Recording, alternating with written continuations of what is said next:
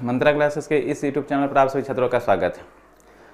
आज हम लोग फिर से रेलवे के प्रीवियस ईयर क्वेश्चन को देखेंगे और यह तीसरा वीडियो होगा, जिसमें इससे पहले हम लोग 2 वीडियो को देख चुके हैं। अभी तक के रेलवे में जितना क्वेश्चन पूछा जा चुका है, रेलवे एनटीपीसी ग्रुप डी, ठीक ना, टेक्नीशियन, एएलपी, किसी भी एग्जाम में जो रेलवे का हो चुका है, जिसमें क्वेश्चन पूछा जा चुका है जीके जीएस से, उन सभी क्वेश्चनों को हम लोग देख रहे हैं, ठीक है। जिसमें 2 लेक्चर को दे चुके हैं और यह तीसरा लेक्चर होगा, ठीक है। तो हम लोग बढ़ते हैं और इसको देखते हैं। चलिए ध्यान देंगे क्वेश्चन पर। तो क्वेश्चन आपका पहला क्या है, इसको समझिएगा। ये बहुत इंपॉर्टेंट सेशन कराया जा रहा है, जिसमें किसी भी एग्जाम में पूछा जाता है। रेलवे के एग्जाम में अभी तक जितना क्वेश्चन पूछा जा चुका है, उस क्वेश्चन को लाया गया है, ठीक है। ग्रुप डी का क्वेश्चन है ये, ध्यान देंगे। तो क्वेश्चन क्या है, भारत के संबंध में निम्नलिखित में से कौन सा कथन गलत है। भारत के संबंध में ये जो कथन दिया हो, इसमें से कौन सा कथन गलत है, इसके बारे में पूछा जा रहा है, ठीक है। पहला कोई ऑप्शन में दिया है कि भारत पूर्णतः दक्षिणी गोलार्ध में स्थित है। यह ऑप्शन है पहला में कि भारत पूर्णतः दक्षिणी गोलार्ध में स्थित है, तो नहीं, यही एक ऑप्शन तो गलत लग रहा है कि भारत जो है पूर्णतः दक्षिणी गोलार्ध में नहीं, बल्कि भारत जो है पूर्ण रूप से किस गोलार्ध में स्थित है, उत्तरी गोलार्ध में स्थित है। यहाँ पर देख लेंगे भारत की स्थिति वगैरह को थोड़ा सा, ठीक ना। तो ध्यान देंगे कि मान लेंगे ये विषुवत रेखा हो गया, ठीक ना, और विषुवत रेखा के ऊपर में है भारत ना, तो भारत की स्थिति यहाँ पर है। तो भारत किस गोलार्ध में हो गया, उत्तरी गोलार्ध में। विषुवत रेखा पृथ्वी को 2 बराबर भागों में बांटती है, 0 डिग्री जो होता है इसे उत्तर में उत्तरी गोलार्ध, दक्षिण में दक्षिणी गोलार्ध। तो भारत की स्थिति जो है कौन सा गोलार्ध में, उत्तरी गोलार्ध में है, ठीक है। उत्तरी गोलार्ध में भारत की स्थिति, ठीक है। तो भारत की स्थिति उत्तरी गोलार्ध में, जबकि यहाँ पर दिया हुआ कि भारत पूर्णतः दक्षिणी गोलार्ध में स्थित है, गलत है। भारत जो है उत्तरी गोलार्ध में स्थित है, क्लियर है, तो ये गलत है। दूसरा ऑप्शन में क्या दे रहा है कि भारत का मुख्य भूभाग 8 डिग्री 4 मिनट से 37 डिग्री 6 मिनट और अक्षांश 68 डिग्री 7 मिनट से और 97 डिग्री 25 मिनट पूर्वी देशांतर के बीच में। तो ये भारत का अक्षांशीय विस्तार और देशांतरीय विस्तार के बारे में लिखा हुआ है। तो यह सही है कि गलत है, इसको भी हम लोग देख लेंगे। तो भारत का अक्षांशीय विस्तार होता है 8 डिग्री 4 मिनट से लेकर 37 डिग्री कितना मिनट, 6 मिनट, ठीक ना। तो भारत का अक्षांशीय विस्तार देखेंगे तो 8 डिग्री 4 मिनट से लेकर 37 डिग्री 6 मिनट जो होता है, ठीक ना, 6 मिनट उत्तरी अक्षांश, ये भारत का अक्षांशीय विस्तार हो गया, क्लियर है। 8 डिग्री 4 मिनट से लेकर 37 डिग्री 6 मिनट। और ध्यान देंगे देशांतरीय विस्तार अगर पूछा जाएगा, उत्तरी से उत्तरी होगा, ठीक ना। देशांतरीय विस्तार पूछा जाएगा तो 68 डिग्री 7 मिनट से लेकर 97 डिग्री 25 मिनट, 97 डिग्री 25 मिनट पूर्वी देशांतर। तो ये सही है, यह भी सही लिखा हुआ, तो ये सही है। अगला देखिएगा ऑप्शन, भारतीय मानक समय ग्रीनविच मध्य समय से 5 घंटा 30 मिनट आगे है, तो ये भी सही है। ध्यान देंगे विश्व का मानक समय 0 डिग्री देशांतर और विश्व के मानक समय से भारत का जो मानक समय है कितना घंटा आगे है, तो 5.5 घंटा आगे है। घंटा में पूछेगा तो 5.5 घंटा और डिग्री में पूछेगा तो 82.5 डिग्री। तो भारत का जो मानक समय है 82.5 डिग्री पूर्वी देशांतर है, जिसको IST कहा जाता है, और यह विश्व के मानक समय से कितना घंटा आगे है, 5 घंटा 30 मिनट आगे है। तो ये विश्व का भारत का मानक समय 82.5 डिग्री, जो कि विश्व के मानक समय से कितना घंटा आगे है, तो 5.5 घंटा आगे है, ये भी ठीक है। भारत पूर्व में बंगाल की खाड़ी से और पश्चिम में अरब सागर और दक्षिण में हिंद महासागर से। ध्यान देंगे दक्षिणी भारत देखेंगे तो इधर में बंगाल की खाड़ी है, ठीक है। तो पूर्व में बंगाल की खाड़ी दिख रहा है, तो बंगाल की खाड़ी ठीक है। पश्चिम में अरब सागर, तो यहाँ पर अरब सागर की स्थिति है, ठीक है। इधर में भारत के इधर में पूर्व में है बंगाल की खाड़ी, इधर पश्चिम में है अरब सागर, और दक्षिण में अगर पूछेगा तो दक्षिण में क्या है, हिंद महासागर। तो दक्षिण में हिंद महासागर की स्थिति, तो यह बात भी क्या है, सत्य है। तो 3 गो सत्य है, यहाँ पर जो है आपका ए नंबर आंसर हो जाएगा, यही गलत है, ठीक है। तो आंसर हो जाएगा ए। पहला क्वेश्चन था। अगले क्वेश्चन की ओर हम लोग बढ़ते हैं और दूसरा क्वेश्चन देखेंगे। दूसरा क्वेश्चन आपसे पूछा जा रहा है, क्या समझिएगा, अक्षांश के समांतर निम्नलिखित में से कौन सी रेखा उसके स्थान से के साथ सुमेलित नहीं है, ठीक ना। अक्षांश के समांतर निम्नलिखित में से कौन सी रेखा उसके स्थान के साथ सुमेलित नहीं है। ऑप्शन समझिएगा, आर्कटिक वृत्त जो है भूमध्य रेखा के उत्तर में है, आर्कटिक वृत्त जो है भूमध्य रेखा के उत्तर में है, ये पूछा जा रहा है ऑप्शन देखिएगा। तो इसको हम लोग समझते हैं। अक्षांश रेखा को पहले देख लेंगे, अपने आप बन जाएगा, समझिएगा।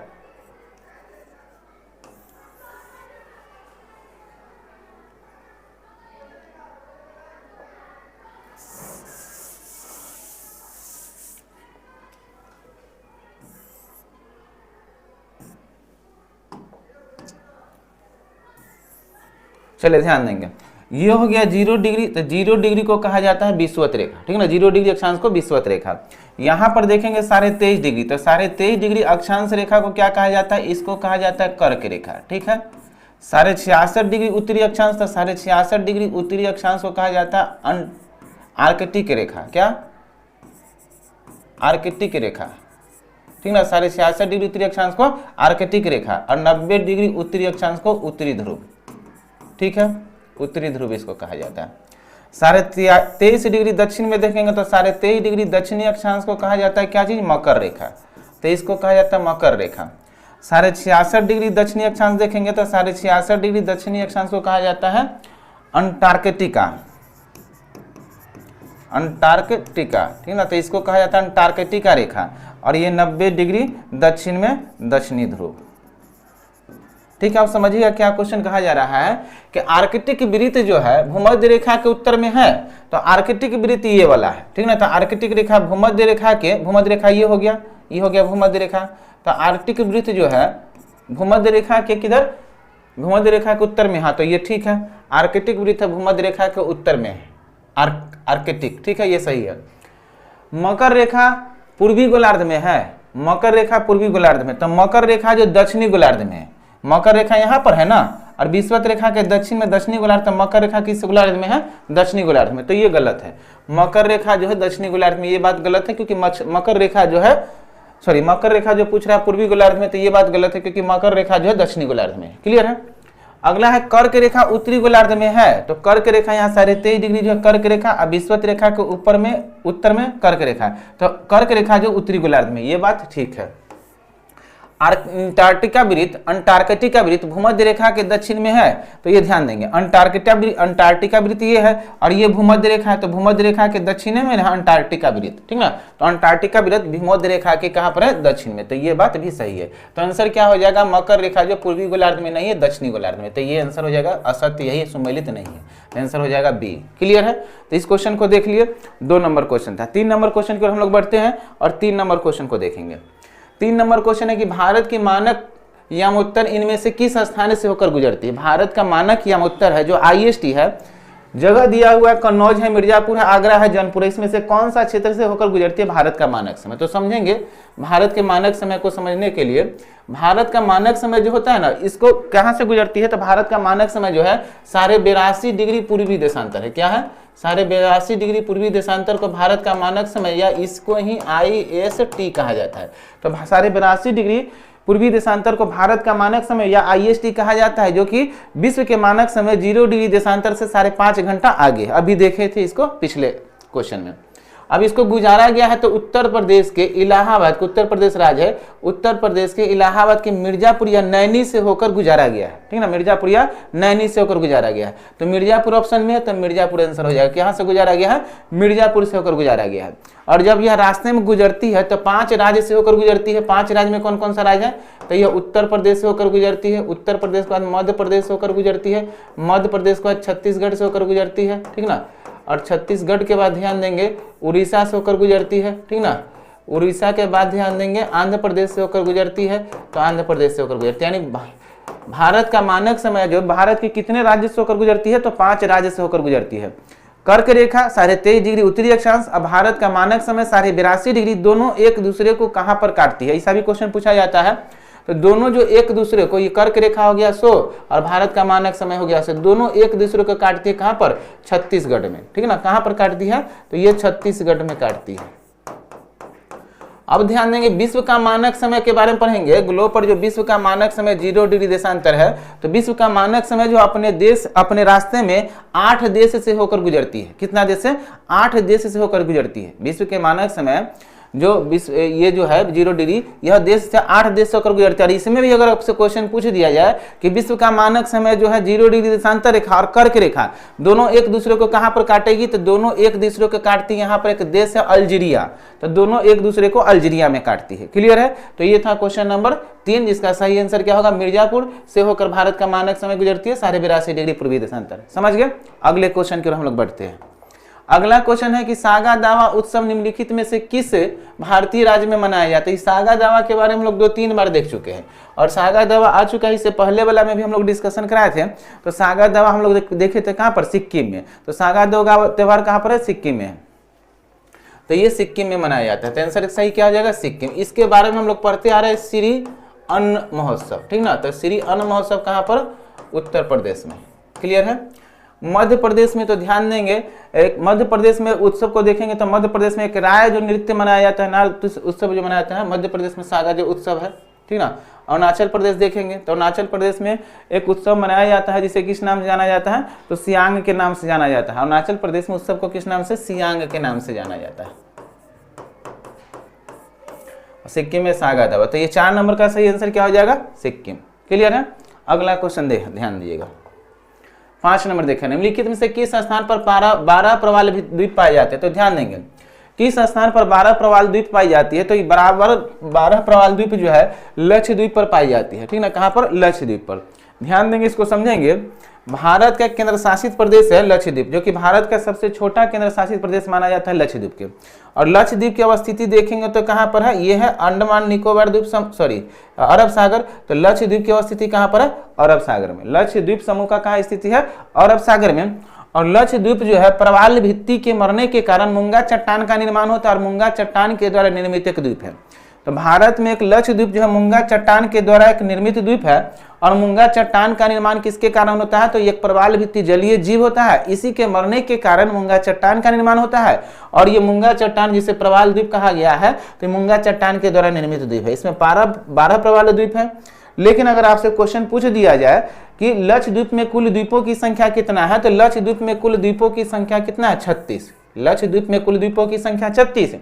अगर अंडमान निकोबार द्वीप समूह में दे दिया जाए कि अंडमान निकोबार द्वीप समूह में कुल द्वीपों की संख्या कितना है, तो 572 है अंडमान निकोबार द्वीप समूह में कुल द्वीपों की संख्या। क्लियर है।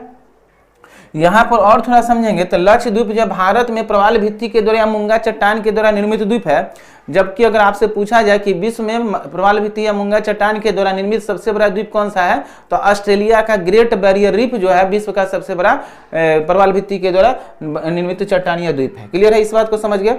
यहाँ पर कुछ बात को देख लेंगे, मालदीव के बारे में पूछा जा रहा है। तो यहाँ पर हम ध्यान देंगे कि मालदीव की स्थिति नीचे होगा, मिनिकॉय की स्थिति यहाँ पर होगा और लक्षद्वीप की स्थिति यहाँ पर होगा। मान लीजिए थोड़ा सा ऊपर बनाए हैं तो 8 डिग्री चैनल के द्वारा क्या करती है कि मालदीव मिनिकॉय से अलग होती है। इस क्वेश्चन को भी ध्यान रखेंगे। 9 डिग्री चैनल के द्वारा याद रखेंगे मिनिकॉय लक्षद्वीप से अलग होती है। कितना डिग्री चैनल के द्वारा, 9 डिग्री चैनल के द्वारा। इधर अगर हम लोग ध्यान देंगे तो इधर में देखिएगा, यहाँ पर ध्यान देंगे, यहाँ पर अंडमान निकोबार द्वीप समूह होता है और यहाँ पर 10 डिग्री चैनल है। तो ध्यान देंगे कि 10 डिग्री चैनल के द्वारा क्या होती है ना, कि 10 डिग्री चैनल के द्वारा अंडमान निकोबार से अलग होती है। 10 डिग्री चैनल के द्वारा अंडमान निकोबार से अलग होती है। और यहाँ पर एक 14 डिग्री चैनल को याद रखेंगे तो 14 डिग्री चैनल यहाँ पर कोको द्वीप होगा। कौन सा द्वीप होगा, कोको द्वीप। तो कोको द्वीप म्यांमार का और ये अंडमान, तो म्यांमार को अंडमान से अलग करती कौन सा, कोको द्वीप, जो कि 14 डिग्री चैनल पर है।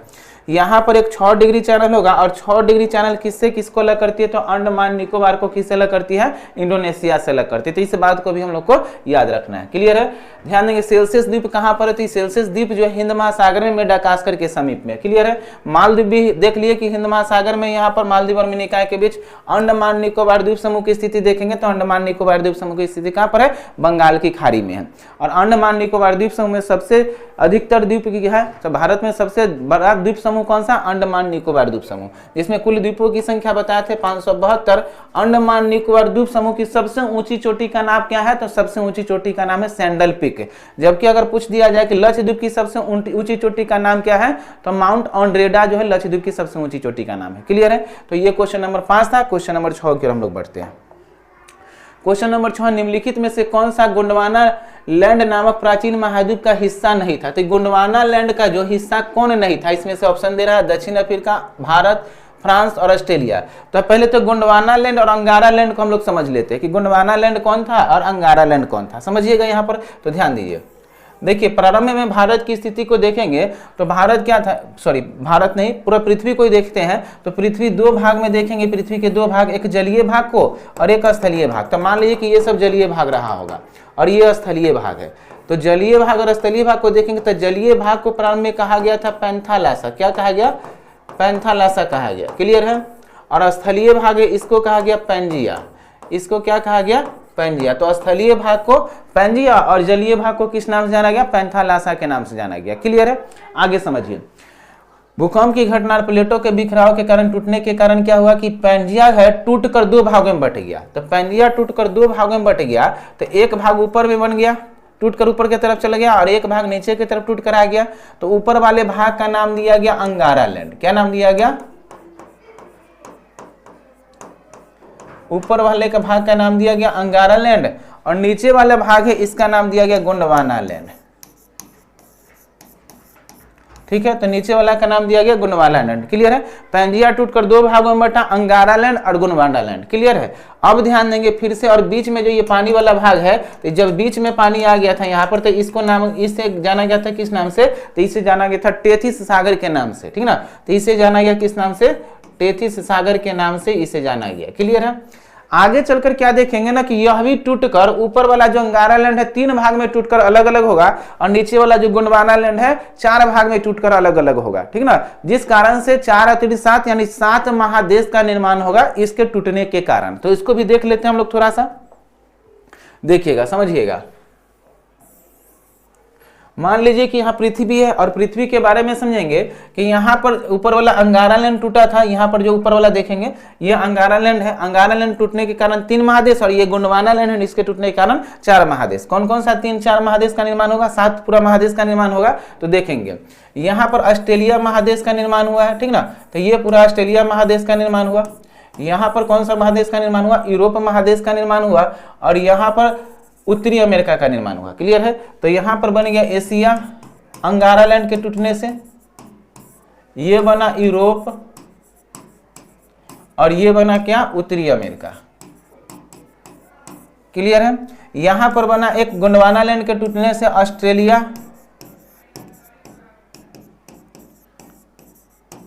ठीक है। यहां पर बना अफ्रीका, ये अंगारा लैंड नहीं गोंडवाना लैंड, नीचे वाला जो टूटकर बना है अफ्रीका, ये सब गोंडवाना लैंड अफ्रीका। और यहां पर देखेंगे तो ये दक्षिणी अमेरिका। ठीक ना? दक्षिणी अमेरिका। और यहां पर एक महादेश का निर्माण हुआ जिसे अंटार्कटिका के नाम से जाना गया। किस नाम से? अंटार्कटिका के नाम से जाना गया। तो अब ये अंगारा लैंड के टूटने के कारण 3 महादेश कौन कौन सा? एशिया, यूरोप और उत्तरी अमेरिका। उत्तरी अमेरिका और गोंडवाना लैंड के टूटने के कारण कितना महादेश? 4 महादेश। कौन कौन? ऑस्ट्रेलिया, अफ्रीका, अंटार्कटिका और दक्षिणी अमेरिका। क्लियर है? अब ध्यान देंगे, क्वेश्चन में था कि इनमें से कौन सा, क्वेश्चन देख लीजिए एक बार। गोंडवाना लैंड नामक प्राचीन महाद्वीप का हिस्सा नहीं है, कौन सा? तो ध्यान देंगे दक्षिण अफ्रीका। तो अफ्रीका तो अभी बताएं, भारत, फ्रांस और ऑस्ट्रेलिया। तो पहले तो देख लेंगे कौन सा दक्षिण अफ्रीका, मतलब अफ्रीका महादेश का होगा। भारत एशिया महादेश का है और फ्रांस जो है कौन सा महादेश का? यूरोप महादेश का एक देश है फ्रांस। ठीक ना? तो यूरोप महादेश का एक देश है। और ये ऑस्ट्रेलिया जो है, ये ऑस्ट्रेलिया महादेश भी और एक देश भी है। तो ऑस्ट्रेलिया इसमें से कौन सा? तो यूरोप को देखिए, यूरोप जो है ना फ्रांस में, फ्रांस जो है यूरोप में है। और यूरोप किस महाद्वीप, किसके द्वारा बना हुआ? अंगारा लैंड या गोंडवाना लैंड के टूटने से। तो अंगारा लैंड के टूटने से यूरोप बना हुआ है। ठीक ना? अंगारा लैंड का हिस्सा कौन है? यूरोप। तो फ्रांस भी किसका होगा? अंगारा लैंड का। तो इसका सही आंसर क्या हो जाएगा? फ्रांस। फ्रांस जो है गोंडवाना लैंड नामक महाद्वीप का हिस्सा नहीं था। ये किसका हिस्सा है? ये जो है आपका हिस्सा, यहां पर ध्यान देंगे, ये जो यहाँ यूरोप है ये, और इसी में फ्रांस है। तो ये अंगारा लैंड का नहीं है, सॉरी गोंडवाना लैंड का नहीं है, अंगारा लैंड का है। तो सही आंसर क्या हो जाएगा? फ्रांस। क्लियर है? अगले क्वेश्चन की ओर हम लोग बढ़ते हैं और क्वेश्चन नंबर देखेंगे 7 के बाद क्वेश्चन नंबर 8, सॉरी 6 था, 7 देखेंगे। राय निम्नलिखित में से किस राज्य का एक प्रमुख लोक नृत्य है? राय। तो राय जो है एक प्रमुख लोक नृत्य है, कौन सा? ठीक ना? तो मध्य प्रदेश का एक लोक नृत्य है, कौन सा? राय।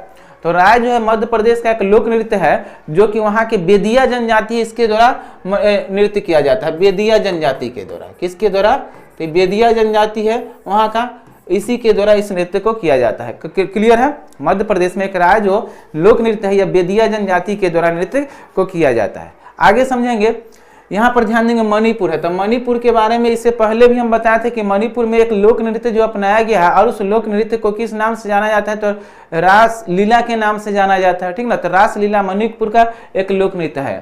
ठीक ना? रास लीला, कहाँ ध्यान है आपका? रासलीला, अर्थांगता, ठीक ना, अर्थांगता भी कहाँ का लोक नृत्य है, मणिपुर का है। कर्नाटक में तो आप जानते होंगे कर्नाटक के लोक नृत्य को यक्षगान के नाम से भी जाना जाता है। आंध्र प्रदेश के कोल्टम है, ठीक ना, तो आंध्र प्रदेश का कोल्टम या फिर दीपू के नाम से भी जाना जाता है, तो आंध्र प्रदेश का यह एक लोक नृत्य है। तो इस क्वेश्चन नंबर 7 का सही आंसर क्या हो जाएगा, मध्य प्रदेश। ठीक है, 8 नंबर क्वेश्चन को हम लोग देखते हैं। 8 नंबर उपनिषद शब्द में उप शब्द का क्या दर्शाता है। उपनिषद शब्द में उप शब्द जो है किस चीज को दर्शाता है, तो उपनिषद शब्द में ध्यान देंगे, उपनिषद शब्द में उप शब्द जो है निकटता और आसपास के चीज को दर्शाता है, निकटता या आसपास के चीज को दर्शाता है। तो इसका सही आंसर क्या हो जाएगा, ए, निकटता या फिर आसपास के चीज को दर्शाता है उपनिषद शब्द। उपनिषद का शाब्दिक अर्थ होते क्या होता है, तो उपनिषद का शाब्दिक अर्थ होता है सीखना, ठीक ना, उपनिषद का शाब्दिक अर्थ क्या होता है, सीखना। उपनिषद को वेदों का सार या ब्रह्म विद्या या वेदांग के नाम से भी जाना जाता है। जब हम लोग देखेंगे उपनिषद के बाद को, तो उपनिषद की कुल संख्या 108 बताई गई है, ठीक ना, उपनिषद की कुल संख्या कितना है, 108, ठीक ना। जैसे कि मुंडकोपनिषद का आप लोग नाम सुने होंगे कि सत्यमेव जयते जो भारत का आदर्श वाक्य है, जो मुंडकोपनिषद से लिया गया है। कंटकोपनिषद का नाम सुने होंगे, जो कि यम नचिकेता संवाद के विषय में जानकारी जो है कंटकोपनिषद से मिलती है। इसके अलावा छंदकोपनिषद का नाम सुने होंगे, जिसे श्री कृष्ण के विषय में जानकारी मिलती है। तो इस प्रकार से हम लोग देखेंगे कि उपनिषद की कुल संख्या कितना है, 108, और उपनिषद के में उप शब्द का अर्थ क्या होता है, निकटता या आसपास के क्षेत्र, और उपनिषद का अर्थ क्या होता है, तो उपनिषद का अर्थ होता है सीखना। क्लियर है, तो इस क्वेश्चन को समझ चुके होंगे, और यह क्वेश्चन नंबर कितना था, 8। 9 नंबर क्वेश्चन की ओर हम लोग बढ़ते हैं। 9 नंबर क्वेश्चन को देखेंगे, तो 9 नंबर क्वेश्चन है, ऋग वेद 4 वेदों में से पवित्रम वेद है, ठीक है, ऋग्वेद जो है 4 वेदों में से पवित्रम वेद है, जिसमें 10,060 ऋचाओं, डैश सूक्त और 10 अध्याय। तो हम लोग देखेंगे ऋग्वेद में मंडल की संख्या कितना है, 10, तो ऋग्वेद में मंडल की संख्या 10 है। सूक्त की संख्या देखेंगे तो ऋग्वेद में सूक्तों की संख्या 1028, ऋग्वेद में सूक्तों की संख्या कितना, 1028 है। मंत्र या ध्यान देंगे, मंत्र या ऋचाओं की संख्या है 10,600 या कहीं कहीं 10,580 भी देता है, तो 10,600 जो है ऋग्वेद में मंत्रों की संख्या है। ऋग्वेद में सूक्तों की संख्या पूछ रहा था, सूक्तों की संख्या कितना, 1028, ठीक ना, तो 1028 जो सूक्तों की संख्या है। ऋग्वेद जो है, ऋग्वेद में 4 वेद जो होता है, ऋग्वेद, यजुर्वेद, सामवेद और अथर्ववेद। चारों वेद में सबसे प्राचीन वेद जो होता है कौन सा, ऋग्वेद। तो चारों वेद में सबसे प्राचीन वेद कहलाता है ऋग्वेद। ऋग्वेद से हमें आर्यों के संस्कृति के विषय में जानकारी मिलती है। इसके अलावा ऋग्वेद से विभिन्न प्रकार के देवी देवता और उसके मंत्रों के विषय में भी जानकारी मिलती है। ऋग्वेद में देखें मंडल की संख्या 10, सूक्तों की संख्या 1028, मंत्रों की संख्या 10,600। ऋग्वेद में कुछ बात को देखेंगे तो ऋग्वेद के दूसरे से 7वें मंडल को प्राचीन मंडल या इसे वंश मंडल के नाम से जाना जाता है। ऋग्वेद के पहले एवं 10वें मंडल को नवीन मंडल के नाम से जाना जाता है। ऋग्वेद के तीसरे मंडल में देखें तो गायत्री मंत्र के विषय में जानकारी मिलती है। ऋग्वेद के तीसरे मंडल से गायत्री मंत्र के विषय में जानकारी मिलती है। और ऋग्वेद के ध्यान देंगे, ऋग्वेद के नहीं दिखता उधर से, ऋग्वेद के 7वें मंडल से दशराग युद्ध के विषय में जानकारी मिलती है, और यह दशराग युद्ध पुरुषनी नदी के तट पर लड़ा गया था। ऋग्वेद के 8वें मंडल देखेंगे तो ऋग्वेद के 8वें मंडल से कन्नव ऋषि के विषय में जानकारी मिलती है। और ऋग्वेद के 9वें मंडल से देवता सोम के विषय में जानकारी मिलती है। और ऋग्वेद के 10वें मंडल से क्या मिलता है, 9वें मंडल से सोम, और 10वें मंडल के 4 वर्णों के विषय में जानकारी मिलती है, ब्राह्मण, क्षत्रिय, वैश्य और शूद्र के विषय में जानकारी मिलती है। किस मंडल से, ऋग्वेद के 10वें मंडल से। गायत्री मंत्र की चर्चा 3रे मंडल, दशराग युद्ध के विषय में जानकारी 7वें मंडल, कन्नव ऋषि के बारे में 8वें मंडल, सोम के विषय में 9वें मंडल, और 4 वर्णों के विषय में जानकारी मिलती है 10वें मंडल। क्लियर है, तो ये क्वेश्चन का सही आंसर क्या हो जाएगा, 1080 जो है सूक्तों की संख्या है ऋग्वेद में। 9 नंबर क्वेश्चन था। तो सबसे प्राचीन वेद जो होता है ऋग्वेद, और सबसे नवीन और सबसे बड़ा वेद जो होता है अथर्ववेद। ये 9 नंबर क्वेश्चन था। 10 नंबर क्वेश्चन की देखते हैं। ऋग्वेद में स्रोतों को डैश के रूप में जाना जाता है, तो ऋग्वेद में स्रोतों को सूक्त के रूप में जाना जाता है। स्रोतों को किस रूप में जाना जाता है, सूक्त के रूप में जाना जाता है। ऋग्वेद में यज्ञ के अवसर पर पाठ कराने वाला जो विद्वान हुआ करता था उसे क्या कहा जाता था, बताइएगा। तो ऋग्वेद में यज्ञ के अवसर पर पाठ कराने वाला पुरोहित को होता या होत्री कहा जाता था। क्या कहा जाता था, होता या होत्री कहा जाता था। यजुर्वेद में सामवेद, ऋग्वेद के बाद यजुर्वेद, तो यजुर्वेद में यज्ञ के अवसर पर पाठ कराने वाले पुरोहित के बारे में पिछले साल डिस्कशन में बताए होंगे, अर्धायु, ठीक ना। सामवेद में उद्गथा, और अथर्ववेद में क्या कहा गया, ब्रह्मा कहा गया। ऋग्वेद में बताएगा सबसे प्रसिद्ध, सबसे पूजनीय नदी, पवित्र नदी कौन, सरस्वती, ठीक ना। सरस्वती, ठीक ना। और सबसे पवित्र पूजनीय नदी हुआ सरस्वती। और ऋग्वेद में सबसे अधिक बार उल्लेखित नदी कौन सा? सिंधु। तो ऋग्वेद में सबसे अधिक बार उल्लेखित नदी कौन सा? सिंधु। गंगा का उल्लेख 1 बार, यमुना का उल्लेख 3 बार। ऋग्वेद में पूरा वैदिक सभ्यता में 33 नदियों का उल्लेख किया गया, जिसमें ऋग्वेद में 29 नदियों का उल्लेख किया गया, ठीक है ना। ऋग्वेद में अंतिम बार उल्लेखित नदी जो है गोमती नदी, और ऋग्वेद में गंडक को सैदानीरा कहकर पुकारा गया। तो इस सब बात को भी आप लोग याद रखिएगा। ध्यान दें ज्ञान, तो ज्ञान के बारे में क्वेश्चन पूछा जाएगा कि आर्य का अर्थ क्या होता है। तो आर्य का अर्थ होता है श्रेष्ठ, कुलीन, स्वतंत्र, या फिर आर्य का अर्थ क्या होता है? श्रेष्ठ, कुलीन, स्वतंत्र या उत्कृष्ट। और आर्य शब्द का उल्लेख देखेंगे ऋग्वेद में कितना बार किया गया था? आर्य शब्द का उल्लेख ऋग्वेद में 3 बार किया है। ज्ञान के बारे में देखेंगे तो वेद का अर्थ ही होता है ज्ञान या जानना, ठीक ना, ज्ञान या जानना। तो वेद का अर्थ क्या होता है? जानना या ज्ञान। और वेदों की संख्या कितना है? 4। ऋग्वेद, यजुर्वेद, सामवेद और अथर्ववेद, ठीक ना, 4 वेद। ऋग्वेद जो है सबसे प्राचीन वेद, नवीन वेद कौन सा? अथर्ववेद। संगीत से संबंधित वेद कौन सा होता है? तो संगीत से संबंधित वेद जो है आपका सामवेद है। कर्मकांड से संबंधित वेद कौन सा है? तो कर्मकांड से संबंधित वेद जो है आपका यजुर्वेद है। जादू टोना झाड़ फूक से संबंधित वेद कौन सा है? तो जादू टोना झाड़ फूक से संबंधित वेद जो है अथर्ववेद है, और कर्मकांड से यजुर्वेद। चलिए आगे नंबर क्वेश्चन को देखेंगे। प्रारंभिक हिंदू दर्शन में जीवन के कितने चरण को निर्धारित किया गया है? तो ध्यान देंगे, प्रारंभिक हिंदू दर्शन में जीवन के 4 चरण को दर्शाया गया है। तो 4 चरण जो है, एक हम लोग उपनिषद देखेंगे, जावालोप उपनिषद। जब वैदिक सभ्यता पढ़ेंगे तो एक उपनिषद है कौन सा? जावालोप उपनिषद, ठीक ना, जावालोप उपनिषद। और इस जावालोप उपनिषद से 4 आश्रम के विषय में जानकारी मिलती है। किसके विषय में जानकारी मिलती है? 4 आश्रम के विषय में जानकारी मिलती है, ठीक ना। तो जावालोप उपनिषद से हमें 4 आश्रम के विषय में जानकारी मिलती है। तो ध्यान देंगे, पहला देखेंगे तो पहला जो है आपका पहला देखिएगा तो पहला का नाम है आपका ब्रह्मचर्य आश्रम। ब्रह्मचर्य आश्रम। और ब्रह्मचर्य आश्रम का उम्र देखेंगे तो 0 से लेकर कितना वर्ष? 0 से 25 वर्ष। दूसरा देखेंगे गृहस्थ आश्रम। तो गृहस्थ आश्रम का समय देखेंगे 25 से लेकर कितना? 50 वर्ष। तीसरा देखेंगे तो तीसरा आपका आता है वानप्रस्थ आश्रम। और वानप्रस्थ आश्रम का समय देखेंगे तो 50 से लेकर उम्र 50 से लेकर 75 साल की उम्र को वानप्रस्थ आश्रम। और चौथा देखेंगे संन्यास आश्रम। तो संन्यास आश्रम का समय जो माना जाता है, आयु जो माना जाता है 75 से लेकर 100 साल। तो ये मानव के आयु को 4 वर्गों में विभाजित किया गया है, ठीक ना। हिंदू पुराण में जीवन के कितने चरण बांटा गया? 4 वर्ग में। एक उपनिषद का नाम याद रखना है, जावालोप उपनिषद। जावालोप उपनिषद, इस उपनिषद से हमें 4 आश्रमों के विषय में जानकारी मिलती है। पहला है ब्रह्मचर्य आश्रम, जिसका उम्र सीमा 0 से 25 वर्ष। गृहस्थ आश्रम 25 से 50 वर्ष। वानप्रस्थ आश्रम 50 से 75 वर्ष। और संन्यास आश्रम 75 से 100 वर्ष। क्लियर है? तो ये क्वेश्चन को समझ गए कितने वर्ग में बांटा गया? 4 वर्ग में बांटा गया। तो ये क्वेश्चन नंबर 11 था। हम लोग 12 नंबर क्वेश्चन को देखेंगे। चलिए 12 नंबर क्वेश्चन को देखेंगे। अजंता की गुफाओं की पेंटिंग क्या दर्शाती है? तो अजंता की गुफाओं जो पेंटिंग जो है यह जातक की कथाएं को दर्शाती है, ठीक ना, बौद्ध धर्म से संबंधित है और जातक की कथा को दर्शाती है और महात्मा बुद्ध के पुनर्जन्म की घटना को भी दर्शाती है। अजंता की गुफा में हम कुल संख्या देखे थे कितना? पिछले क्लास में भी इसके बारे में हम लोग चर्चा कर चुके थे। तो बताइएगा अजंता में कुल गुफा की संख्या हम बताए थे कितना? 34, जिसमें से हम बताए थे आपको 12 गुफा बताए थे, 17 गुफा बताए थे, 12 हिंदुओं का बताए थे, 17 बताए थे आपको किसका? तो 17 बताए थे आपको बौद्धों का और 5 बताए थे जैनों का, ठीक ना। तो इस गुफा को बताए थे टोटल गुफा की संख्या 34। और इसको यूनेस्को के धरोहर सूची में कब शामिल किया गया था? तो यह भी बताया जा चुका है, इसको यूनेस्को के धरोहर सूची में 1983 ईस्वी में शामिल किया गया। तो इसका सही आंसर क्या हो जाएगा? जातक की कथा से बताया है। इसके बारे में बताया था, इसमें चित्रकारिता भी किया गया था। रावण को कैलाश पर्वत उठाए हुए दर्शाया गया है। तो ये क्वेश्चन नंबर 12 था। क्वेश्चन नंबर 13 की ओर हम लोग बढ़ते हैं। 13 नंबर क्वेश्चन है, मोहनजोदड़ो में पाया गया विशाल अन्नागार कहाँ से? विशाल अन्नागार था, क्या था? एक आयताकार टैंक, त्रिकोणीय टैंक, वृत्ताकार, बेलनाकार। तो एक ये आयताकार टैंक था। मोहनजोदड़ो में पाया गया विशाल अन्नागार जो था, कैसा टैंक था? आयताकार। तो मोहनजोदड़ो का विशाल जो इमारत माना गया ना, विशाल इमारत जो था अन्नागार या धन्नागार, इसे कहा जाता है कि विशाल इमारत माना गया। मोहनजोदड़ो को मृतकों का टीला या माउंट ऑफ डेथ या सिंध के नखलिस्तान के नाम से जाना जाता है। मोहनजोदड़ो का उत्खनन किया गया 1922 ईस्वी में रखाल दास बनर्जी के द्वारा, ठीक ना।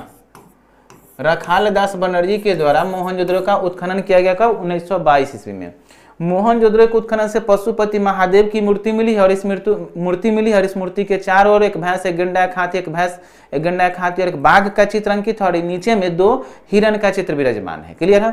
मोहनजोदड़ो के उत्खनन से बहुत सारा चित्र प्राप्त की गई सिंधु घाटी सभ्यता काल में। तो मोहनजोदड़ो के उत्खनन से आप देखे होंगे कि मोहनजोदड़ो के उत्खनन से एक सभा भवन का साक्ष्य मिला है, एक घर से कुएं का साक्ष्य मिला है, ठीक ना। इसके अलावा ध्यान देंगे तो एक स्नानागार मिला है, अन्नागार मिला है। ये सब कहाँ से मिला है? मोहनजोदड़ो के। और कांसे के बना हुआ नृत्यांगना भी कहाँ से मिला है? मोहनजोदड़ो से ही मिला है। मोहनजोदड़ो वर्तमान समय पाकिस्तान में है। पाकिस्तान के मांतगोमरी जिला के पाकिस्तान के लड़काने जिला के सिंधु नदी के तट पर है मोहनजोदड़ो, ठीक ना। पाकिस्तान के लड़काने जिला के कौन सा नदी के तट पर? सिंधु नदी के तट पर मोहनजोदड़ो स्थित है। क्लियर है। तो इसके बारे में याद रखेंगे।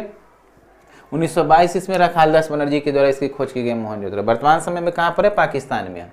निम्नलिखित में से कौन सा भारत में स्थित एक बौद्ध मंदिर है? तो भारत में स्थित एक बौद्ध मंदिर जो है महाबोधि मंदिर है। और महाबोधि मंदिर कहाँ पर है? गया में। बोध गया कहा गया, इसको गया कहा गया, ठीक ना।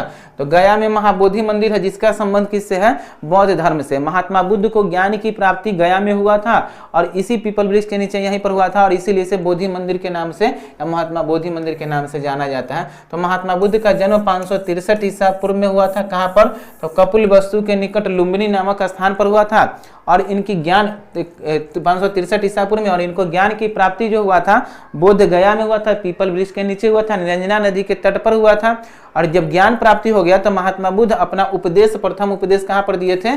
सारनाथ में, ठीक ना। तो सारनाथ में जब प्रथम उपदेश दिए थे तो इस घटना को, महात्मा बुद्ध के इस घटना को कहा गया था धर्म चक्र प्रवर्तन। महात्मा बुद्ध जब गृह का त्याग किए तब इसे महा अभिनिष्क्रमण के नाम से जाना गया। महात्मा बुद्ध को जब ज्ञान की प्राप्ति हुई और प्रथम उपदेश दिए तो महात्मा बुद्ध के इस घटना को धर्म चक्र प्रवर्तन के नाम से जाना गया। और जब महात्मा बुद्ध की मृत्यु हो गई 483 ईसा पूर्व में, कहाँ पर? कुशीनगर में। तो 483 ईसा पूर्व में कुशीनगर में जब महात्मा बुद्ध की मृत्यु हो गई थी तभी इस घटना को महापरिनिर्वाण के नाम से जाना गया। क्लियर है। तो महात्मा बुद्ध का जन्म हुआ था 563 ईसा पूर्व में कपिलवस्तु के निकट लुम्बिनी नामक स्थान पर। यह स्थान जो अभी नेपाल के तराइन जिला में स्थित है। इनका मृत्यु कुशीनगर उत्तर प्रदेश में हुआ था और इनका ज्ञान की प्राप्ति बोध गया में हुआ था और इन्होंने अपना प्रथम उपदेश उत्तर प्रदेश के सारनाथ जिला में दिया था। तो ये बोधि मंदिर का संबंध जो गया में है, भारत में है और इसका संबंध महात्मा बुद्ध से ही है। क्लियर है। चलिए आगे ध्यान देंगे। महात्मा बुद्ध में देखेंगे तो बौद्ध धर्म के इतिहास को देखेंगे तो 4 बौद्ध संहितियां हुई थी। 4 बौद्ध संहिति का भी याद रखना है आप लोग को डेट। प्रथम 483 ईसा पूर्व, दूसरा जो 383 ईसा पूर्व में, तीसरा 255 ईसा पूर्व और चौथा प्रथम शताब्दी में। तो ये सब बात भी आप लोग को याद रखना है। 14 नंबर क्वेश्चन था। 15 नंबर क्वेश्चन की तरफ हम लोग बढ़ते हैं, ठीक है। ये ध्यान देंगे, ग्रुप डी में पूछा गया था आपको 2022 वाले में।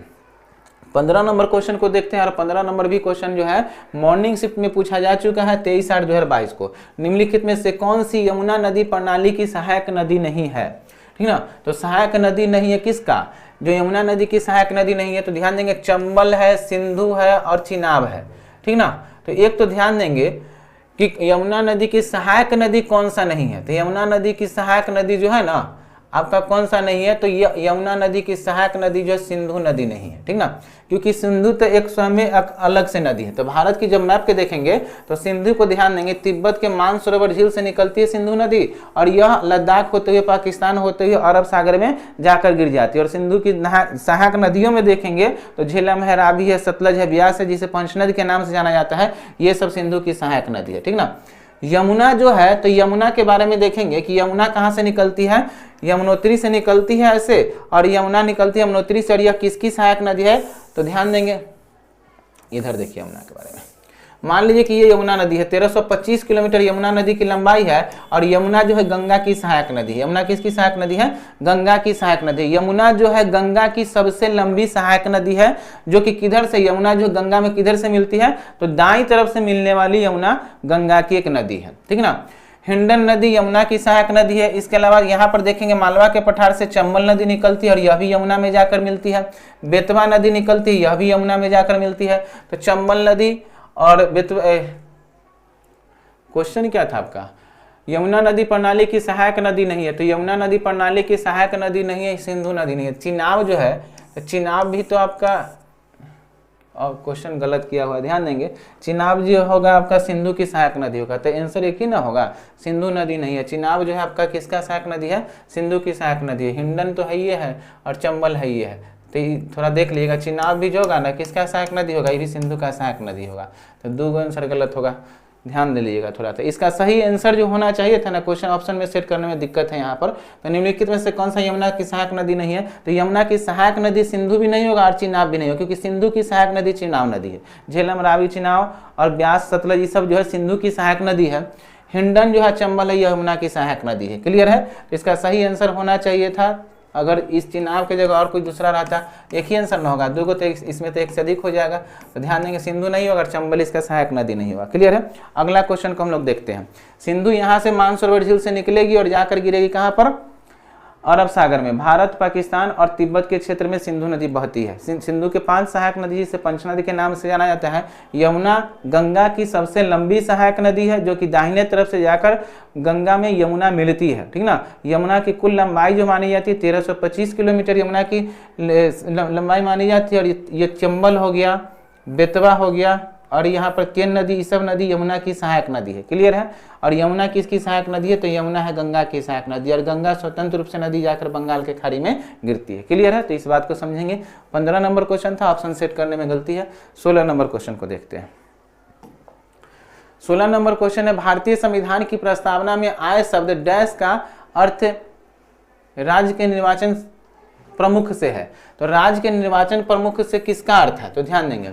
गणराज्य शब्द जो देखते हैं ना, तो राज्य के निर्वाचन सबसे संबंधित है। गणराज्य शब्द जो होता है, तो ध्यान देंगे, भारत में गणराज्य शब्द और लोकतांत्रिक शब्द, ठीक ना। तो लोकतांत्रिक शब्द में होगा लोगों के द्वारा चुना गया, ठीक ना। और गणतंत्र में होगा भारत में गणतंत्र शासन व्यवस्था और एक लोकतंत्र। तो गणतंत्र का अर्थ क्या होता है कि गणतंत्रात्मक शासन व्यवस्था में वैसा शासन व्यवस्था जिसमें जो राजा का जो प्रतिनिधित्व होता है ना, वंशानुगत न होकर जनता के द्वारा चुने गए हों, वैसा ही शासन व्यवस्था को गणतंत्रात्मक शासन व्यवस्था कहा जाता है।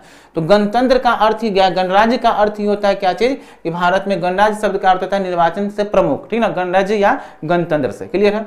लोकतंत्र का अर्थ होता है कि जनता के द्वारा चुने गए सरकार का जो निर्माण होता है उसे लोकतंत्र यानी लोगों का सरकार कहा जाता है। क्लियर है। समाजवादी शब्द में होता है कि सरकार का समस्त अधिकार होगा अपने नियंत्रण में होगा। संप्रभुता यानी भारत जो किसी दूसरे देश पर आश्रित नहीं है, खुद के अधिकार में सबको रखे हुए, ठीक ना। तो इस बात को समझेंगे। इसका सही आंसर हो जाएगा गणराज्य। 16 नंबर क्वेश्चन था। 17 नंबर को देखेंगे। भारतीय परमाणु कार्यक्रम का जनक किसे माना जाता है, तो भारतीय परमाणु कार्यक्रम का जनक जो है होमी जहांगीर भाभा को माना जाता है, ठीक ना। होमी जहांगीर भाभा को भारतीय परमाणु अनुसंधान का जनक माना जाता है। और इन्होंने इन्हीं के नाम पर भाभा परमाणु अनुसंधान की स्थापना की गई है। कहाँ पर, मुंबई ट्राम्बे में 1954 ईस्वी में किया गया है भाभा परमाणु अनुसंधान संस्थान की स्थापना। APJ अब्दुल कलाम को मिसाइल मैन के नाम से जाना जाता है, ठीक ना। ये 11वें भारत के राष्ट्रपति रह चुके हैं APJ अब्दुल कलाम, ठीक है। पंडित जवाहरलाल नेहरू के बारे में जानते हैं, भारत के प्रथम प्रधानमंत्री रह चुके हैं। 17 नंबर क्वेश्चन था, तो इसका सही आंसर क्या हो जाएगा, बी, ठीक ना। 18 नंबर क्वेश्चन को हम लोग देखेंगे। तो 18 नंबर क्वेश्चन को देखिएगा। 18 नंबर क्वेश्चन क्या है, भारत के संविधान के निर्माण से पहले 1946 में डैश द्वारा एक उद्देश्य संकल्प को प्रस्तावित किया गया था। तो ध्यान देंगे, 1946 में पंडित जवाहरलाल नेहरू के द्वारा क्या किया गया था, प्रस्तावना को प्रस्तुत किया गया था। तो ध्यान रखेंगे 13 दिसंबर 1946 ईस्वी को संविधान सभा के सामने पंडित जवाहरलाल नेहरू के द्वारा प्रस्तावना को प्रस्तुत किया गया। लेकिन प्रस्तावना को भारतीय संविधान का अंग कब बनाया गया, 22 जनवरी 1947 को भारतीय संविधान का अंग बनाया गया प्रस्तावना को। क्लियर है। तो प्रस्तुत किया गया था किसके द्वारा, 1946 में पंडित जवाहरलाल नेहरू के द्वारा, ठीक ना। कब प्रस्तुत किया गया था, 13 दिसंबर 1946 को। भारतीय संविधान का अंग कब बनाया गया, 22 जनवरी 1947 को। क्लियर है। प्रस्तावना में ध्यान देंगे अभी तक कितना बार संशोधन हुआ, तो प्रस्तावना में अभी तक 1 बार संशोधन हुआ है। और ये कब हुआ है, तो 42वां संविधान संशोधन 1976 के तहत प्रस्तावना में संशोधन किया गया और इसमें 3 शब्द को जोड़े गए, पंथ निरपेक्ष, अखंडता और समाजवाद। 3 शब्द जोड़ा गया था प्रस्तावना में। क्लियर है। तो इस बात को भी आपको ध्यान रखना है। प्रस्तावना में कितने प्रकार की स्वतंत्रता का चर्चा किया गया है, 5 प्रकार की स्वतंत्रता का चर्चा किया गया है। प्रस्तावना में कितने प्रकार की न्याय की चर्चा किया गया, तो 3 प्रकार की न्याय का चर्चा किया गया। कौन कौन सा न्याय, राजनीतिक न्याय, सामाजिक न्याय और आर्थिक न्याय। क्लियर है। प्रस्तावना में कितने प्रकार की समानता का चर्चा किया गया, तो 2 प्रकार की समानता का चर्चा किया गया है। ठीक ना। प्रस्तावना में संशोधन किया जाएगा किस समिति के अनुशंसा पर निर्णय दिया गया सर्वोच्च न्यायालय के द्वारा, तो केशवानंद बनाम भारतीय समिति के द्वारा यह निर्णय दिया गया और 42वां संविधान संशोधन आगे चलकर हुआ। क्लियर है। तो ये 18 नंबर क्वेश्चन था। हम लोग 19 नंबर क्वेश्चन को देखते हैं। 19 नंबर क्वेश्चन है संविधान सभा के ऑर्डर ऑफ बिजनेस समिति। पिछले क्लास हम समझाते आ रहे थे कि ऑर्डर ऑफ बिजनेस समिति के अध्यक्ष कौन थे, तो ऑर्डर ऑफ बिजनेस समिति के अध्यक्ष के.एम. मुंशी थे। तो इसका हम चर्चा कर चुके थे। तो डिस्कशन से यही आपको फायदा होता है कि कुछ क्वेश्चन आपको जो कि डिस्कशन करने से रिपीट होते रहता है और बनते रहता है, ठीक ना। तो डिस्कशन हमेशा इस तरह का करना चाहिए, ध्यान देंगे। तो डिस्कशन के बारे में संविधान सभा की ऑर्डर ऑफ बिजनेस समिति के अध्यक्ष कौन थे, तो संविधान सभा के ऑर्डर ऑफ बिजनेस समिति के अध्यक्ष कौन थे, के.एम. मुंशी थे।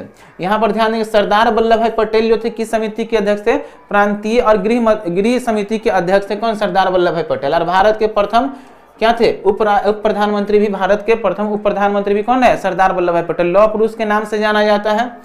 डॉक्टर राजेंद्र प्रसाद किस समिति के अध्यक्ष थे, तो संचालन समिति के अध्यक्ष संविधान में कौन थे, डॉक्टर राजेंद्र प्रसाद। और संविधान सभा का जब दूसरा बैठक हुआ था 11 दिसंबर 1946 ईस्वी को, तो संविधान सभा के प्रथम अस्थायी अध्यक्ष भी डॉक्टर राजेंद्र प्रसाद जी को चुना गया था।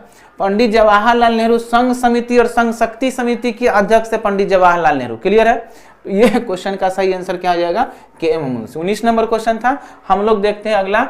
देखिए आरपीएफ के एग्जाम में, कांस्टेबल के एग्जाम में पूछा गया था 19/1/2019 को। क्लियर है। चलिए ध्यान देंगे। तो 19 नंबर के बाद देखेंगे 20 नंबर क्वेश्चन को। भारतीय संविधान के निर्माण से पहले 1946 के द्वारा एक उद्देश्य संकल्प को प्रस्तावित किया गया था। ये तो अभी क्वेश्चन हुआ था ना, रिपीट हो गया क्या क्वेश्चन, चलिए रिपीट हो गया है। तो किसके द्वारा किया गया था, तो यहाँ पर ध्यान देंगे पंडित जवाहरलाल नेहरू के द्वारा रिपीट हो गया। 13 दिसंबर 1946 ईस्वी को प्रस्तावना को प्रस्तुत किया गया था पंडित जवाहरलाल नेहरू के द्वारा। भारतीय संविधान का अंक बनाया गया 22 जनवरी 1947 ईस्वी को। क्लियर है। तो इसके बारे में डिस्कशन करा चुके हैं, पिछले क्वेश्चन में देख लीजिएगा।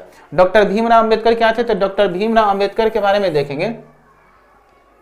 क्वेश्चन रिपीट ही है ना, अभी हम कराए हैं शायद, क्वेश्चन देख लेते हैं। यही क्वेश्चन है संविधान 18 नंबर क्वेश्चन जो 1946 के द्वारा। अच्छा आरआरबी, एनटीपीसी, सीबीटी, अच्छा डेट अलग अलग होगा एग्जाम में पूछने का, इसीलिए रिपीट हो गया, कोई दिक्कत नहीं है। तो डिस्कशन तो देख ही लिया डॉक्टर भीमराव अम्बेडकर, डॉक्टर प्रसाद। तो 18 नंबर क्वेश्चन और 20 नंबर आपका सेम ही है, देख लीजिएगा।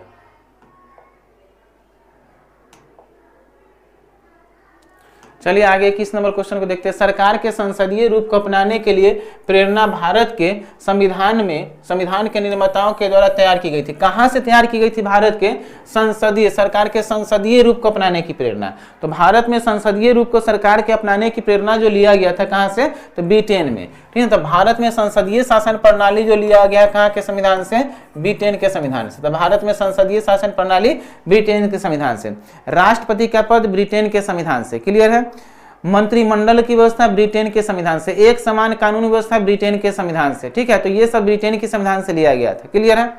जापान के संविधान से विधि के समक्ष स्थापित प्रक्रिया जापान के संविधान से, लेकिन एक समान विधि व्यवस्था ब्रिटेन के संविधान से। लेकिन विधि का संरक्षण अमेरिका के संविधान से। स्विट्जरलैंड के संविधान से ऐसा कुछ बात है नहीं। संयुक्त राज्य अमेरिका के संविधान से बहुत सारा बात लिया गया है। कौन कौन सा बात लिया गया संयुक्त राज्य अमेरिका के संविधान से, तो मौलिक अधिकार लिया गया है। इसके अलावा उपराष्ट्रपति का पद लिया गया, सर्वोच्च न्यायालय का पद लिया, सर्वोच्च न्यायालय की सर्वोच्चता लिया गया, राष्ट्रपति उपराष्ट्रपति पर महाभियोग प्रक्रिया लिया गया है। तो ये सब मौलिक कहां से, अमेरिका के संविधान से लिया गया। तो 21 नंबर का सही आंसर क्या आ जाएगा, ब्रिटेन। 22 नंबर क्वेश्चन को हम लोग देखते हैं। 22 नंबर क्वेश्चन क्या कह रहा है कि भारत ने पहली बार ओलंपिक खेलों में किस वर्ष भाग लिया था। तो भारत ने पहली बार ओलंपिक खेलों में किस वर्ष भाग लिया था। पहला तो समझेंगे प्राचीन ओलंपिक पूछा जाएगा आपसे, एक आधुनिक ओलंपिक पूछा जाएगा। तो प्राचीन ओलंपिक की जो शुरुआत मानी जाती है 776 ईसा पूर्व में। कब माना जाता है, 776 ईसा पूर्व में प्राचीन ओलंपिक की शुरुआत की गई थी। क्लियर है। 776 ईसा पूर्व में प्राचीन ओलंपिक की शुरुआत की गई थी। इसके अलावा पूछा जाए कि आधुनिक ओलंपिक की शुरुआत कब की गई थी, तो आधुनिक ओलंपिक दे दिया जाए तो 1896 ईस्वी में आधुनिक ओलंपिक की शुरुआत की गई, ठीक ना। तो 1896 ईस्वी में आधुनिक ओलंपिक की शुरुआत की गई। इसके अलावा पूछा जाए कि भारत जो है कब से ओलंपिक में भाग लेना शुरू किया। तो भारत जो, यही क्वेश्चन पूछा गया कि भारत ने पहली बार ओलंपिक में किस वर्ष भाग लिया था, तो 1900 ईस्वी में भारत ओलंपिक में पहली बार भाग लिया था। क्लियर है। तो सही आंसर इसका क्या हो जाएगा, डी हो जाएगा 22 का, ठीक है। 23 नंबर क्वेश्चन को हम लोग देखते हैं। 23 नंबर क्वेश्चन है, ओलंपिक ध्वज में परस्पर जुड़े 5 छल्ले दर्शाते हैं। तो ओलंपिक का जो छल्ला होता है, रिंग होता है, उसमें कौन से जो क्या क्वेश्चन कर रहा है कि ओलंपिक ध्वज में परस्पर जुड़े 5 छल्ले क्या दर्शाते हैं। तो ओलंपिक देखे होंगे तो उसमें झंडे में क्या होता है ना कि 5 छल्ला को इंडिकेट किया गया है, ऐसे देखे होंगे आप लोग।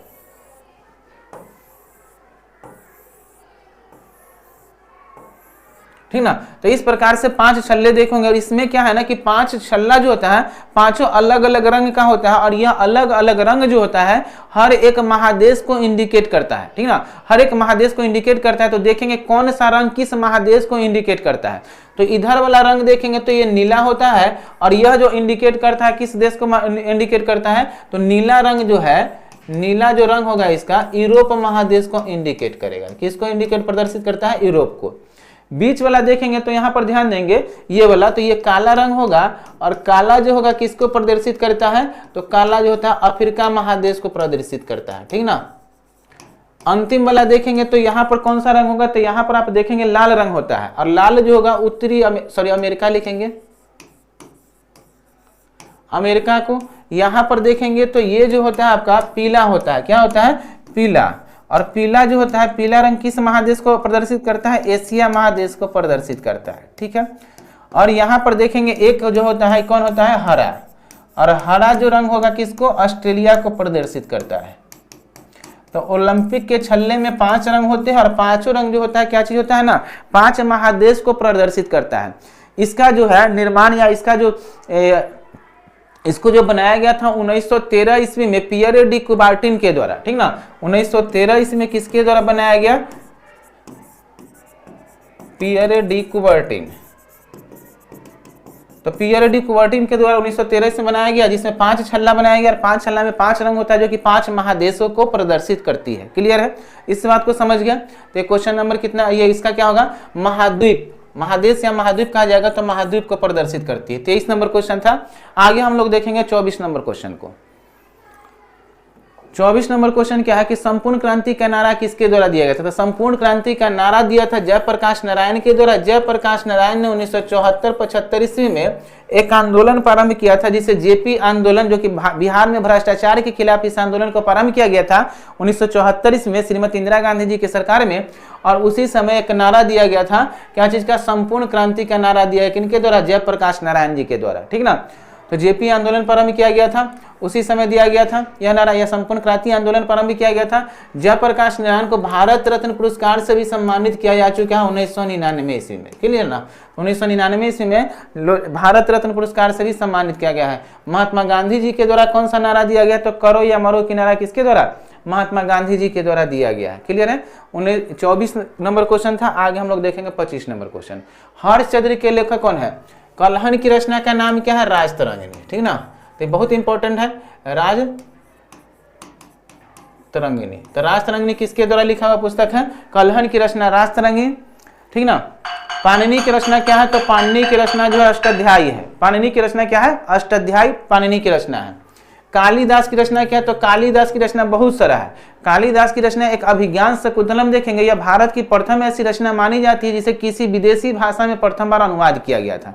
कालिदास की रचना। इसके अलावा कालिदास की रचना है ऋतु संहार है, विक्रमोर्वशीयम है, अग्निमालवी मित्रम है। ठीक ना, और मेघदूत है। ये सब जो पुस्तक है कालिदास के द्वारा। बाणभट्ट के द्वारा हर्षचरित्र लिखा हुआ है। तो हर्षचरित्र के बारे में पूछा गया था कि हर्षचरित्र के लेखक कौन है, तो बाणभट्ट। तो बाणभट्ट ने हर्षचरित्र जैसी पुस्तक की रचना किया था और एक कादम्बरी जैसी पुस्तक की रचना किया था। कौन, बाणभट्ट। और बाणभट्ट किसका दरबारी था, तो हर्षवर्धन के दरबार में बाणभट्ट जैसे विद्वान रहते थे और मयूर शर्मा जैसे विद्वान जो किसके दरबारी थे, हर्षवर्धन के दरबार में थे। और ये बाणभट्ट ने कादम्बरी जैसी पुस्तक की रचना की और हर्षचरित्र जैसी पुस्तक की रचना की थी, और मयूर शर्मा जैसे विद्वान ने मयूर शतक जैसी पुस्तक की रचना की थी। स्वयं हर्षवर्धन भी एक विद्वान था और हर्षवर्धन ने नागानंद, ठीक ना, नागानंद प्रियदर्शिका और रत्नावली जैसी पुस्तक की रचना किसके द्वारा, हर्षवर्धन के द्वारा किया गया था। हर्षवर्धन के दरबार में हेनसांग भारत आया था और हेनसांग ने सी उ की जैसी पुस्तक की रचना की थी। तो ये सब पुस्तक के बारे में आपसे क्वेश्चन पूछा जाता है। तो 25 नंबर क्वेश्चन था। आगे हम लोग 26 नंबर क्वेश्चन को देखते हैं। विश्व जल दिवस कब मनाया, तो ध्यान देंगे 22 मार्च को जल दिवस मनाया जाता है और 22 मार्च को ही बिहार दिवस मनाया जाता है। बिहार दिवस भी 22 मार्च को और जल दिवस भी मनाया जाता है कब, 22 मार्च को। क्लियर है।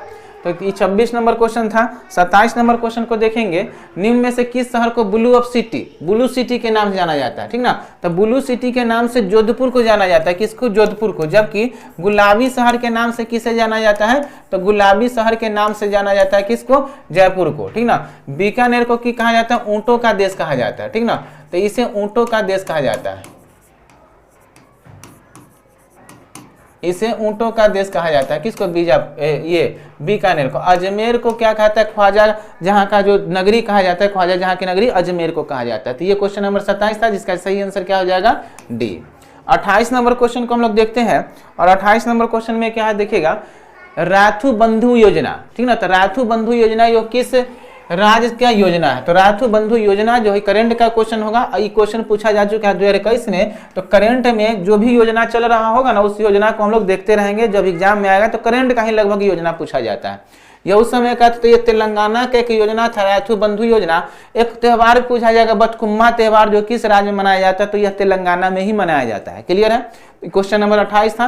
क्वेश्चन नंबर हम लोग 29 देखेंगे।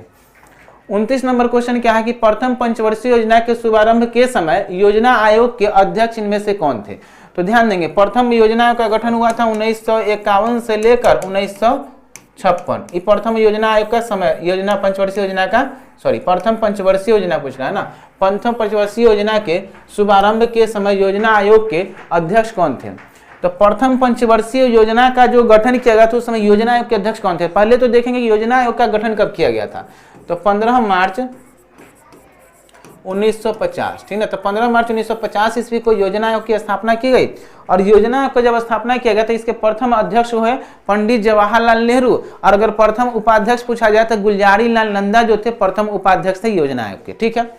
योजना आयोग के द्वारा पंचवर्षीय योजना प्रत्येक साल प्रस्तुत किया गया। और प्रथम पंचवर्षीय योजना कब प्रस्तुत किया गया था, 1951 में, जिसका समय 1951 से 1956 ईस्वी प्रथम पंचवर्षीय योजना का समय माना जाता है। दूसरा उसी तरह से 5 साल से होगा, 1956 से लेकर 1961। तीसरा उसी तरह से होगा 1966 से लेकर 61 से लेकर 1966। लेकिन 66 के बाद चौथा पंचवर्षीय योजना में समय लगता है, क्योंकि चौथा पंचवर्षीय योजना से पहले एक साल का योजना चलता है। 66 से 67, 67 से 68, 68 से 69। तो 3 एक वार्षिक योजना चलता है। फिर 69 से 74 जो चलता है चौथा पंचवर्षीय योजना, और 74 से लेकर फिर 78 तक चलता है। तो इस तरह से पंचवर्षीय योजना को हम लोग अगले क्लास में या फिर देख लेंगे।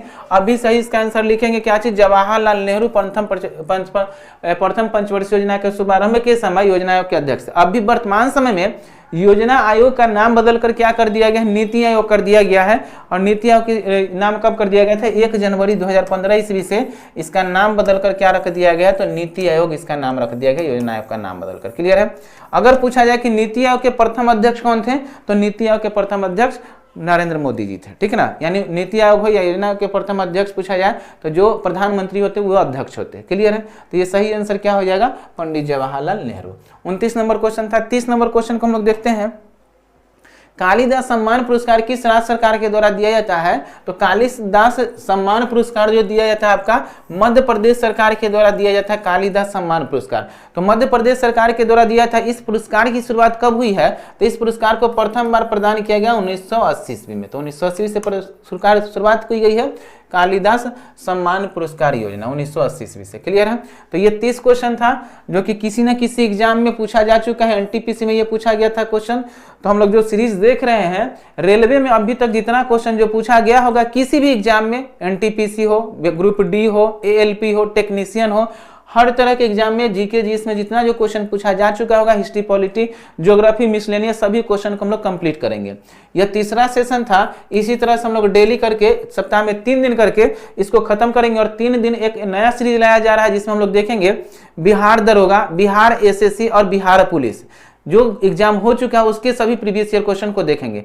3 दिन देखेंगे हम लोग इसको रेलवे का, और 3 दिन देखेंगे वो उधर का जीके जीएस को देखें जो कि बिहार का है, बिहार एसएससी है, दरोगा है, या फिर आपका बिहार पुलिस है, उसके प्रीवियस ईयर क्वेश्चन को देखेंगे। ठीक है। तो इसको इतना ही रहने दीजिए, अगले क्लास में हम लोग देखते हैं।